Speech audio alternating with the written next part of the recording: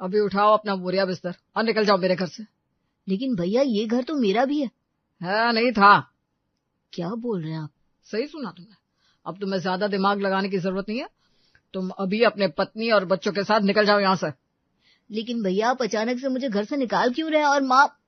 हाँ, उनको तो भूल ही गया। किरण, जाकर माँ को भी जगाओ। ठीक है, अभी जाती हूँ।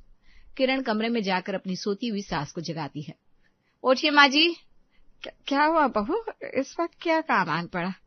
माँ जी, आपके जाने का समय हो गया है। मुझे कहाँ जाना है? अब सारी बातें यही करेंगी। मैं कह रही हूँ उठिए तो उठ जाइए। अरे लेकिन तुम मुझे समझाएगी कि हुआ क्या है? इतना वक्त नहीं है मेरे पास कि मैं आपको समझाऊं। आप बस उठिए और चलिए चुपचाप। किरण अपनी सास का हाथ पकड़कर उसे उठाने लगती है।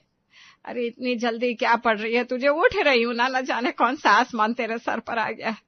5 मिनट में बाहर आ जाइए। हाँ, आती हूँ। किरण बाहर आ जाती है और उसे देखकर उसकी देवरानी आकांक्षा कहती है, चिठानी जी ये आप क्या कर रही हैं? आपको मेरा चीकू नजर नहीं आता? मुझे किसी के चीकू, आम, केले से कोई मतलब नहीं है। अब ये घर मेरा है और तुम लोग यहाँ से जाओगे। दीदी आप पहले तो ऐसी नहीं थी।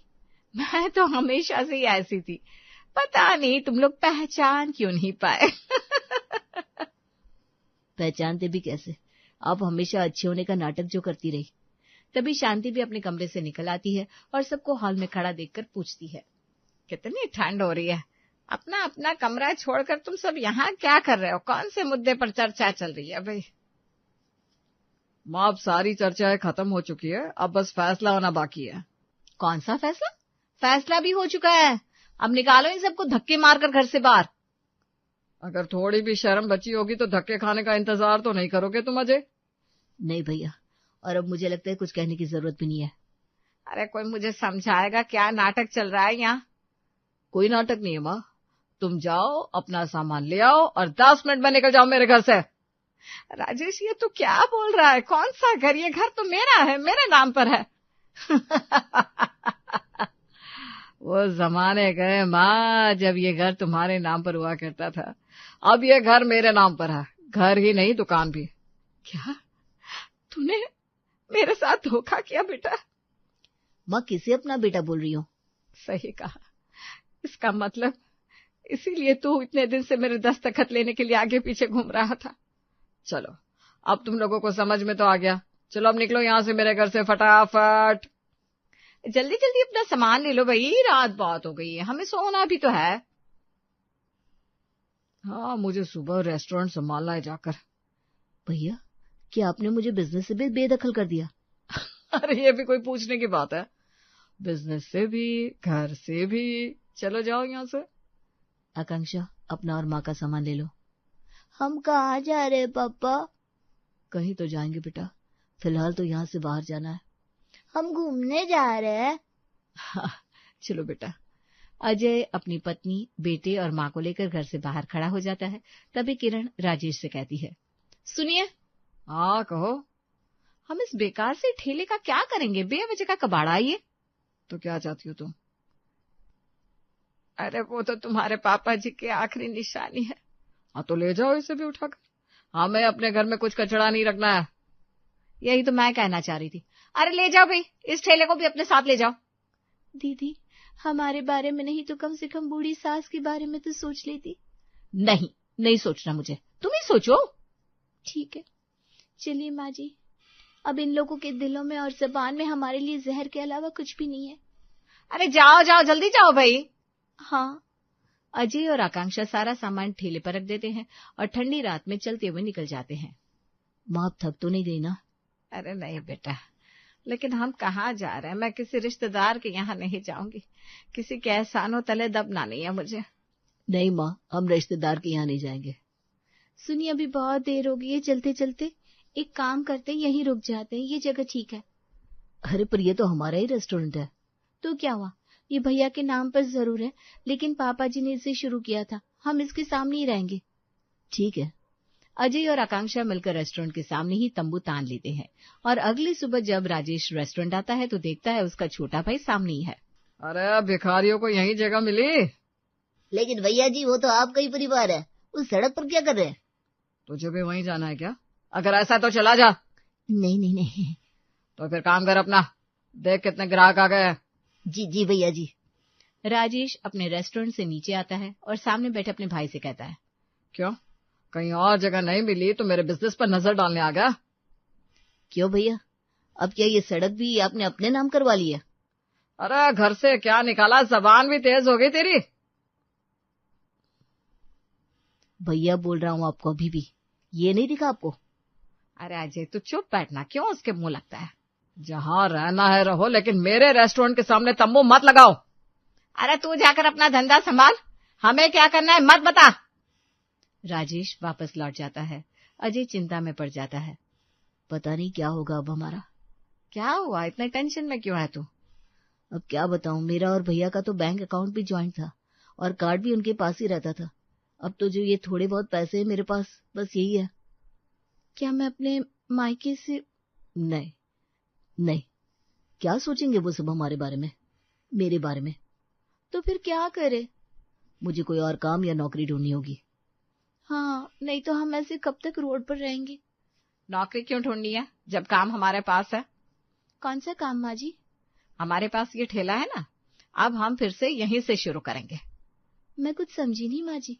मैं समझ गया, लेकिन माँ इसे शुरू करने के लिए हमें थोड़े पैसे तो चाहिए ना पहले।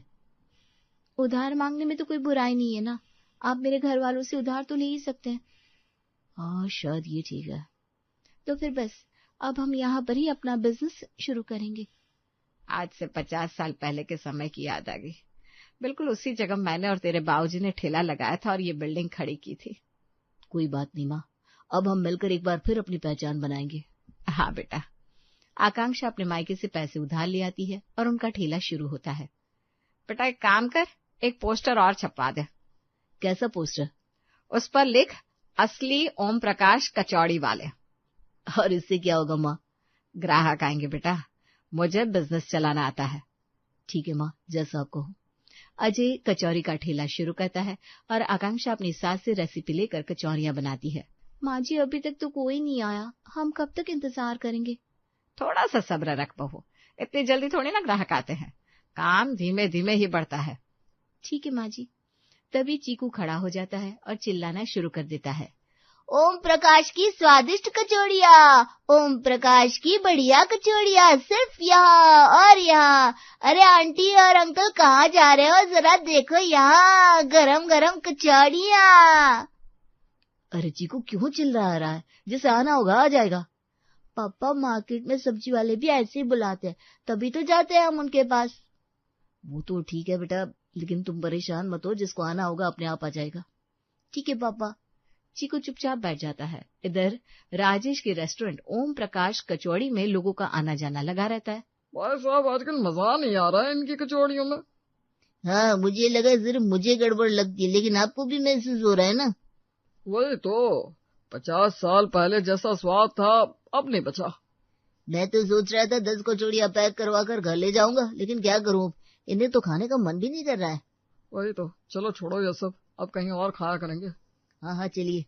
राजेश की दुकान से ग्राहक एक के बाद एक उठकर जाने लगते हैं, जिससे राजेश उनसे पूछता है, क्या हुआ भाई, आप लोग कहाँ जा रहे हैं? अरे महेश जी, आप आज एक ही कचौड़ी में हो गया आपका? भाई साहब पेट खराब है ना, इसलिए, नहीं तो खा लेता और। ठीक है, आते रहना जब तबीयत सही हो जाए। हाँ हाँ बिल्कुल। महेश और अंकित रेस्टोरेंट से निकल जाते हैं और सामने जो अजय की दुकान असली ओम प्रकाश कचौड़ी वाले देखते हैं। ये क्या है, ये भी ओम प्रकाश, वो भी ओम प्रकाश, असली कौन? अब ये तो खाने के बाद ही पता चलेगा। तो चलो चलकर देखते हैं। हाँ चलो। दोनों ग्राहक रेस्टोरेंट से अजय के ठेले पर आते हैं। बताइए भाई साहब, एक प्लेट लगा दूं? हाँ हाँ एक ही प्लेट लगाओ पहले भाई। आकांक्षा जरा सेकना तो गर्मा गर्म कचौड़ी। भाई साहब आप लोग बैठिए ना। महेश और अंकित बेंच पर बैठ जाते हैं और अजय उन दोनों को कचौड़ी खाने को देता है। ये क्या है? क्या हुआ, आप लोग ऐसे उठ क्यों गए अचानक से? कचौरियां ठीक तो है ना? अरे आप ठीक की बात करते हैं, ये तो लाजवाब है। लाजवाब? हाँ ये तो वही स्वाद है जो कभी उधर मिलता था। हाँ तो वो तो मिलेगा ही ना, आखिर हम ही तो है असली ओम प्रकाश कचौड़ी वाले। भाई साहब अब देर मत कीजिए, 10 कचौरी पैक कर दीजिए जल्दी से, अब तो हमारा यहीं आना हुआ करेगा। जरूर जरूर, अभी कर देता हूँ। अजय का ठेला धीमे धीमे रफ्तार पकड़ने लगता है और आसपास के लोगों में असली और नकली ओम प्रकाश कचौड़ी वाले को लेकर सनसनी फैल जाती है। सुनिए ना, मैंने ये सोने का हार देखा है, बनवा दीजिए ना। अरे आजकल धंधा बिल्कुल ठीक नहीं चल रहा है। रेस्टोरेंट में मेरी मदद करने की जगह तुम और खर्चा करवाना चाहती हो। खर्चा? अरे धंधा ठीक नहीं चल रहा तो इसका दोष आप मेरे ऊपर क्यों डाल रहे हैं? मेरी इच्छाएं पूरी नहीं कर सकते थे तो शादी क्यों की मुझसे? अभी मैं लड़ने के विचार में नहीं हूँ, जाओ यहाँ से। ये घर मेरी ही बदौलत आपको पूरा मिला है और मुझे जाने को कह रहे हैं आप? अरे देवी जी, घर से जाने को नहीं बोल रहा हूँ, कुछ देर के लिए शांति दे दो मुझे। अच्छा ठीक है, लेकिन आप बताएंगे समस्या क्या हो रही है? अजय ने हमारे रेस्टोरेंट के सामने ही अपना ठेला लगा लिया है और उसका ठेला ज्यादा चल रहा है। क्या? लेकिन वो ठेले पर क्या बेच रहा है? और क्या ही बेचेगा? सब्जी तो नहीं बेच रहा होगा, कचौरियां बेच रहा है। ये उसने जानबूझकर किया होगा। अच्छा हुआ समय रहते घर से निकाल दिया, नहीं तो अभी तक सर पर नाच रहा होता। अब नाच तो नहीं रहा लेकिन उंगलियों पर नचा रहा है। क्या करूं मैं? ऐसे ही चलता रहा तो रेस्टोरेंट पर काम करने वालों के पैसे क्या तुम्हारे जेवर बेच कर दूंगा? मैं मायके चली जाऊंगी अगर ऐसा कुछ किया तो। हाँ। अरे नहीं कर रहा हूं बाबा, मुझे कुछ सोचने दो, उसके ठेले से छुटकारा कैसे पाऊं। राजेश सोच में डूब जाता है और अगले दिन कुछ पैसे लेकर अजय के ठेले पर पहुंचता है। आइए ना भैया, आपको क्या चाहिए, कचौरी खाएंगे? अरे ऐसी धूल मिट्टी वाली गंदी कचौरी को तो मैं हाथ भी ना लगाऊं। मैं तो काम की बात करने आया हूँ। काम की बात? देख, ऐसे तो कब तक सड़क पर पड़ा रहेगा, आखिर में है तो मेरा छोटा भाई।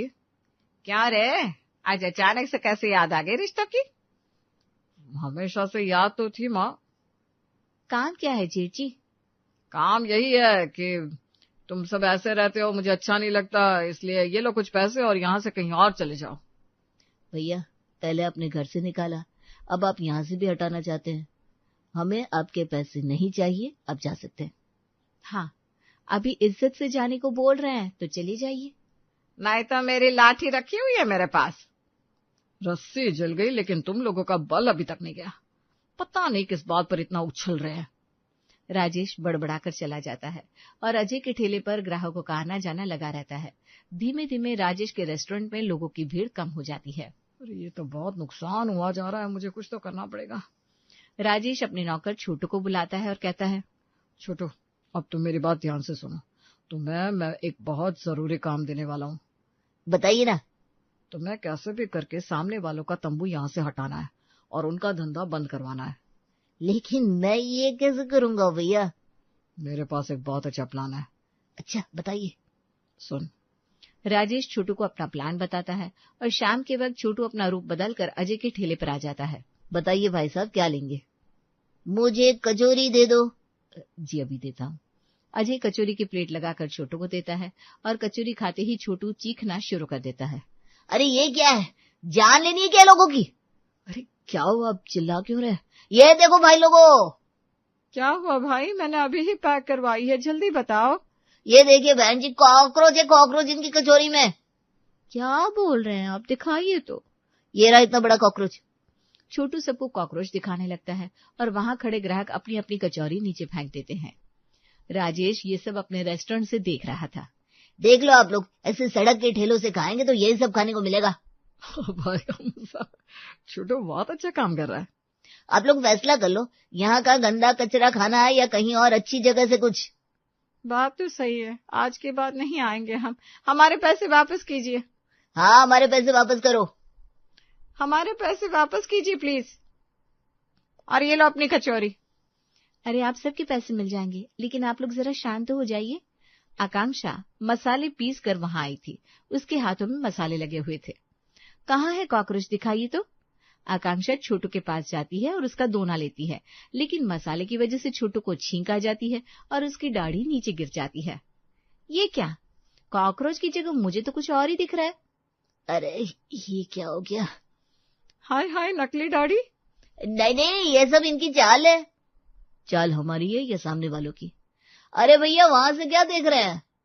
छोटू अपनी दाढ़ी उठाकर वहां से भागकर रेस्टोरेंट में घुस जाता है। अबे गधे, यहाँ क्यों आया? अब तो पक्का शक हो जाएगा उन लोगों को मुझ पर। निकल जा यहाँ से, मेरा काम बिगाड़ दिया। राजेश छोटू को भगा देता है और नीचे आता है। मुझे तो पता ही नहीं था कि ये सब भी करता है। नौकर वही करते हैं जो उनसे करवाया जाता है भैया। अरे नहीं नहीं, ये उसका दिमाग था, मैंने कुछ नहीं किया है। अरे भैया, इतने लोग खड़े हैं यहाँ, कुछ तो शर्म कर लो। अब कितना और नीचे गिरना है आपको? अरे भाई मैंने कुछ नहीं किया। राजेश वहां से चला जाता है। अजय वहां खड़े ग्राहकों को देखकर कहता है, भाई लोग, आप लोग इतने दिनों से यहाँ पर कचौरी खा रहे हैं, लेकिन आपको मुझ पर जरा भी भरोसा नहीं है। अरे भैया मैं तो कह ही रही थी कि आप लोग ऐसा कुछ नहीं कर सकते। आप लोग तो बहुत अच्छे से बनाते हैं चीजें, मैंने देखी है सफाई। वही तो, ऐसे वैसे किसी की चालों से हमारे असली ओम प्रकाश कचौड़ी वाले की दुकान बंद नहीं हो सकती। आकांक्षा और अजय की दुकान उनकी माँ के होने की वजह से अच्छी चलने लगती है। देखो, मेहनत करो तो सब मिल जाता है। अम्मा, ये दुकान आपकी वजह से है और आपकी असली रेसिपी की वजह से ही चल रही है। अब ये तो भगवान की कृपा है, हम तो बस काम कर रहे हैं। शांति की वजह से लोगों को समझ में आता है कि असली दुकान यही है और राजेश का धंधा बिल्कुल ठप हो जाता है। 6 महीने बाद अब तो हमने ठेले से दुकान खड़ी कर ली। माँ, ये लीजिए, आप ही उद्घाटन कीजिए। बेटा मेरी तो बस रेसिपी थी, काम तो तुम लोगों ने किया। अरे लाओ, मुझे दे दो, मैं काट देता हूँ रिबन, मैंने किया है सब। हाँ हाँ भाई, ले तू ही कर ले। सभी हंसने लगते हैं और अजय की दुकान ओरिजिनल ओम प्रकाश स्वीट्स शुरू हो जाती है। आप तो अब मुझे प्यार ही नहीं करते, कितने दिन से आपसे सोने का हार मांग रही हूँ। अब तुमने जो अलग करवाया ना धंधा, अभी भी समझ में नहीं आ रहा है तुम्हें। तुमने कहा था तुम्हें माँ की रेसिपी याद है, फिर क्यों अच्छी नहीं बन रही है कचौरियाँ? अरे मैं जा रही हूँ मायके, बनाओ खुद कचौरी। किरण अपना सामान उठाकर चली जाती है और राजेश अकेला ही घर में रह जाता है।